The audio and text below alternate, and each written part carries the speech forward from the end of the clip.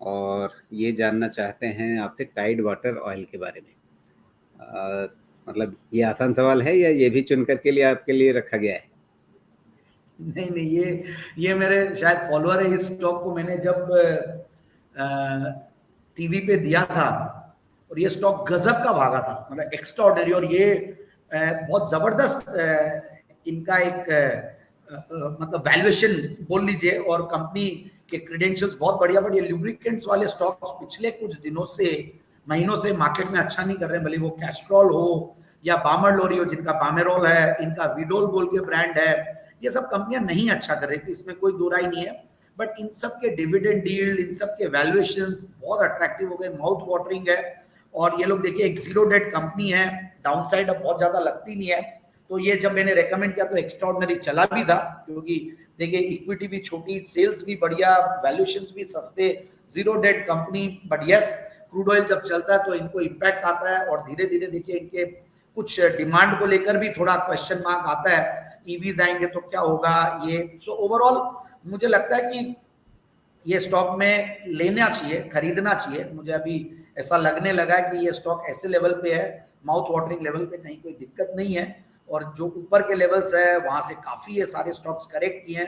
भले ही मैंने एसओटीएल भी दिया था, वो सैपसॉल बनाती है, इस सेक्टर से मैंने एक के बाद एक स्टॉक दिया है। तो आप भी देखिए, मैंने पिछली बार जब दिया था तो मैंने 957 के लगभग, मतलब 800 850 के लेवल्स पे स्टॉक दिया हुआ है, और वहां से देखिए कैसे बढ़ा हुआ है। और अब आप देखिए वहां से करेक्ट होकर वापस से उन्हीं लेवल्स पे आ गया है। सो आई फील कि यहाँ पे स्टॉक को लेना चाहिए, और यहाँ से मूव भी जल्दी आ सकता है 1200 1250 के लेवल्स के लिए। जी, लेकिन अभी आज जिस तरह से भागा है, मतलब जैसे मैं बैंक निफ्टी की कैंडल दिखा करके आपको डरा रहा था, यहाँ पे वैसे ही हरी कैंडल आपको दिख रही है। तो लेकिन ठीक सामने लाल रेखा है, मतलब 200 दिनों का मूविंग एवरेज है। तो टेक्निकली आप शायद मतलब उस पर चलते हो या ना चलते हो, लेकिन इसे आप देख करके समझ तो रही हैं कि मैं क्या पूछना चाहता हूँ आपसे। बिल्कुल बिल्कुल, मैं देखता हूँ। देखिए ऐसा नहीं है, फंडामेंटली स्ट्रॉन्ग स्टॉक को टेक्निकली टाइम जरूर करते हैं। और मैं कुछ 7-8 पैरामीटर्स टेक्निकल्स के, जो कि मैंने कई बार प्रेजेंटेशंस में भी दिया हुआ है, ब्लेंड फंडामेंटल्स विद टेक्निकल्स। और जब आपको रोज राय देनी होती है, तो मैं अगर 10 फंडामेंटल स्टॉक लेके बैठ जाऊं और खाली उन्हीं की बात करता रहूं, तो मुझे कोई सुनने ही नहीं आएगा। और ना तो राजीव जी मुझे कभी बुलाएंगे आगे चैनल पे कि अरे तो बोरिंग है, खाली 10 स्टॉक की बात करते हैं, बाय एंड फॉरगेट वाली stories. So we track fundamentals और अच्छे स्टॉक्स के, क्योंकि सारे स्टॉक एक साथ नहीं चलते हैं, बेस्ट पार्ट यही है। तो आपको कई बार ऐसा होता है कि कोई स्टॉक आपका बहुत चल गया, वहां पे थोड़ी प्रॉफिट बुकिंग कर लीजिए, फिर रीबैलेंसिंग कीजिए। तो ये रीबैलेंसिंग का नतीजा है। मार्केट भी देखता है कैसे ये स्टॉक, ये सेक्टर चला हुआ नहीं है, तो ये रीजन है। तो इतनी बड़ी कैंडल बनी है, तो ये बहुत पॉजिटिव है स्टॉक के लिए।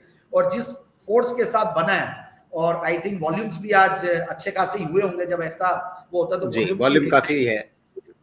हाँ, वॉल्यूम भी नीचे दिख रहा है मुझे, 5 लाख तक तो नहीं पहुंचा, बट यस 2-2.5 लाख तो जी पक्का होगा वॉल्यूम। तो इतने बड़े भाव वाले शेयर में इतना बड़ा वॉल्यूम होता है, तो सर्टेनली अच्छा खासा बाइंग इंटरेस्ट आया। मुझे लगता है कि ये लाल रेखा को क्रॉस कर जाएगा, और जब 2 या 3 कैंडल लाल रेखा के ऊपर बन जाती है, तो आपको कंफर्मेशन भी मिल जाता है। तो बिल्कुल मेरे हिसाब से स्टॉक में जिन्होंने ले रखा है नीचे के लेवल्स पे, वो होल्ड करे। जिनको लेना है हो सकता है वो ले भी ले, तो कहीं कोई दिक्कत नहीं जी, लेकिन अभी ये चैलेंज है जो आप कह रहे हैं कि इस लाल रेखा के ऊपर 2-4 दिन रुके, मतलब 200 डे मूविंग एवरेज पार करने के बाद अगर वहां पर टिकता हुआ दिखे, तब फिर वो एक ज्यादा अच्छा कंफर्मेशन होगा कि हाँ, अब इसमें आगे की चाल बननी शुरू हो रही है। बिल्कुल जी बिल्कुल, कई बार फॉल्स ब्रेकआउट भी होते हैं। बट मुझे ऐसा जी लगता नहीं कि इस सेक्टर में, क्योंकि देखिए कई बार क्या होता है, आप चार्ट्स देख रहे हो या भाव देख रहे हो, तो दूसरे जो इस सेक्टर के जो इसके पियर्स है उनको देखिए। तो कैस्ट्रॉल जैसे लीडर है, तो कैस्ट्रॉल ऑलरेडी वो भी चला नीचे के लेवल से, अच्छा चल गया। आप देखिए एसओटीएल है, वो भी चला।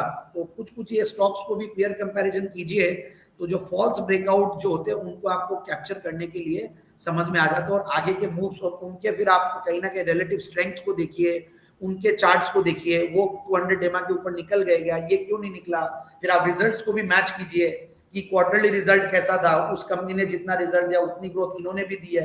अगर उससे कम दी है तो हो सकता है कि चार्ट पे वो दिख रहा हो। सो ओवरऑल फंडामेंटल्स और टेक्निकल्स का एकदम अच्छा एक जुडिशियस ब्लेंड बनाते हैं, तो आपका कन्विक्शन बढ़ जाता है। जी